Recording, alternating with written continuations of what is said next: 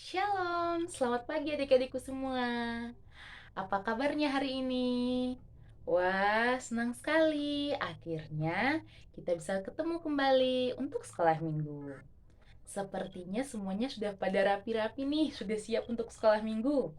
Karena itu, sebelum kita memulai sekolah minggu, mari kita berdoa, memohon pimpinan Tuhan untuk sekolah minggu kita hari ini. Semuanya lipat tangan ya, lalu taruh di dada. Semuanya ikut berdoa ya.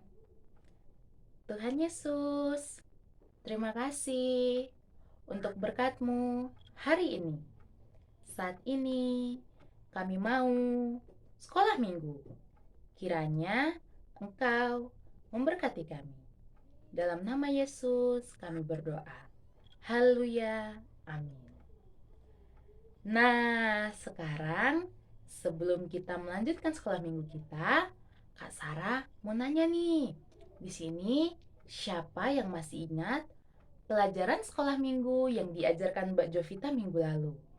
Ayo, siapa yang masih ingat? Kita ingat bersama-sama ya.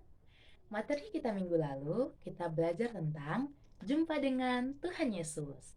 Di situ kita belajar untuk tidak boleh terus-menerus bersedih jika ada anggota keluarga kita, saudara kita, ataupun teman kita yang meninggal. Kenapa kita tidak boleh terus-menerus bersedih? Karena semua orang yang meninggal, jika mereka sudah percaya kepada Tuhan Yesus sebagai Tuhan dan Juru Selamatnya, mereka pasti akan bertemu dengan Tuhan. Nah, adik-adik semua, di sini siapa yang senang kalau berjumpa dengan Tuhan Yesus? Yang senang, angkat tangannya. Hore! Pasti semuanya senang jika bertemu dengan Tuhan Yesus. Nah, karena itu, jika hari kedatangannya tiba, orang-orang yang sudah meninggal akan dibangkitkan, dan kita semua yang masih hidup akan bersama-sama bertemu dengan Tuhan Yesus dan bersama-sama menuju ke kerajaan sorga. Nah, saat Tuhan Yesus datang, tandanya adalah bunyi sangkakala. Pasti minggu lalu semuanya sudah lihat gambar dan bentuk bunyi sangkakala itu seperti apa ya? Nah, pada hari kedatangan Tuhan Yesus akan terdengar bunyi sangkakala. Nah, pada saat hari itu juga kita akan berjumpa dengan Tuhan Yesus. Karena itu, kita diajarkan untuk tidak boleh bersedih karena kita pasti akan berjumpa dengan Tuhan Yesus. Itu pelajaran kita minggu lalu. Nah, minggu ini kita akan belajar tentang hari kedatangan Tuhan. Apakah ada yang tahu hari kedatangan Tuhan itu kapan? Nah, pasti semuanya sudah siap untuk mendengar cerita. Namun sebelum itu, semuanya bangkit berdiri ya. Kita mau menyanyi dulu supaya kita semakin semangat untuk mendengar cerita. Ayo yang masih duduk semuanya berdiri ya. Kita mau menyanyi setinggi-tingginya langit. Setinggi-tingginya langit, lebih tinggi kasih Yesusku. Sedalam-dalam lautan, lebih dalam kasih Yesusku. Seindah-indah pelangi, lebih indah kasih Yesusku. Kasih Yesus, oh kasih Yesus, mengalahkan segalanya. Kasih Yesus, oh kasih Yesus, mengalahkan segalanya. Kasih Yesus mengalahkan segalanya. Nah, sekarang kita akan mendengarkan cerita. Semuanya pegang Alkitabnya, lalu duduk dengan manis ya. Kita bersama-sama akan mendengarkan cerita firman Tuhan. Hari ini kita akan mendengarkan cerita tentang Hari Tuhan, Rahasia Tuhan. Nah, ayat firman-Nya diambil dari 1 Tesalonika 5 ayat 1 sampai dengan 11. Kak Sarah akan membantu membacakannya ya. Semuanya tolong didengarkan baik-baik. 1 Tesalonika 5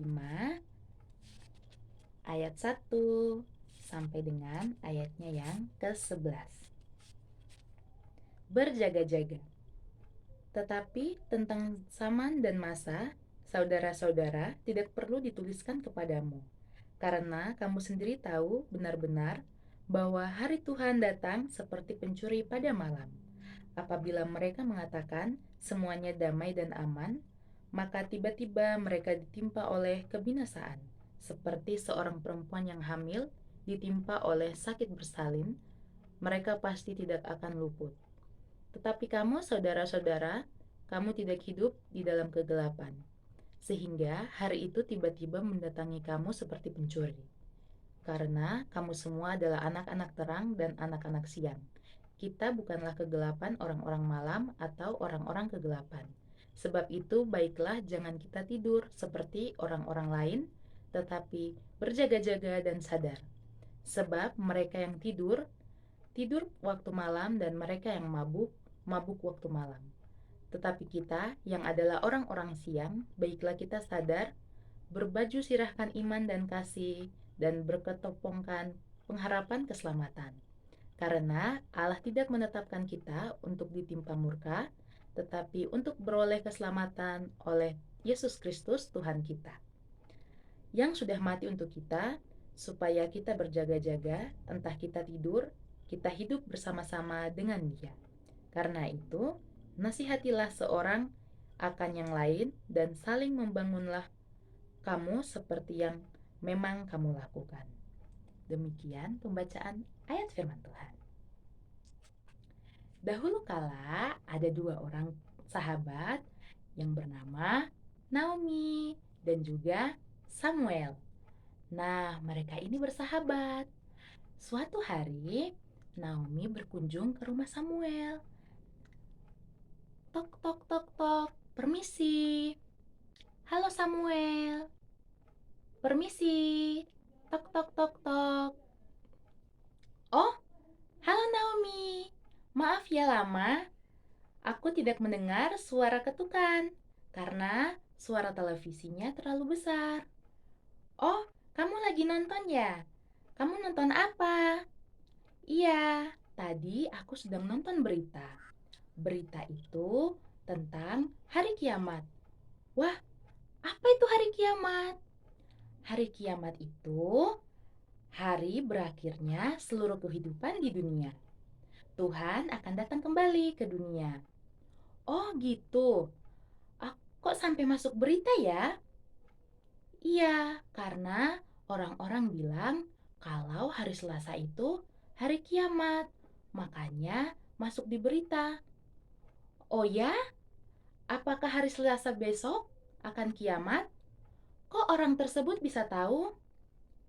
Iya tuh Naomi, kok bisa ya? Nah, semuanya pada penasaran kan? Kita akan bersama-sama mendengarkan ceritanya di sekolah minggu. Nah, adik-adik semua, siapa yang masih ingat nama dua sahabat tadi? Ayo, siapa yang masih ingat? Siapa ya? Iya, namanya Samuel dan Naomi. Mereka dua adalah dua orang sahabat yang membicarakan tentang hari kiamat yang mereka dengar beritanya di televisi. Nah, apakah adik-adik semua tahu apa itu hari kiamat? Hari kiamat adalah hari atau peristiwa di mana Tuhan Yesus akan datang kembali ke dunia untuk yang kedua kalinya. Jadi pada hari kiamat itu Tuhan Yesus akan datang ke dunia. Nah, sekarang pertanyaannya, apakah ada yang tahu kapan hari itu datang? Pasti semuanya belum tahu. Karena hari itu adalah hari yang penuh rahasia. Kita semua tidak tahu kapan Tuhan Yesus akan datang. Coba kalian tanyakan ke orang tua kalian atau ke teman-teman kalian.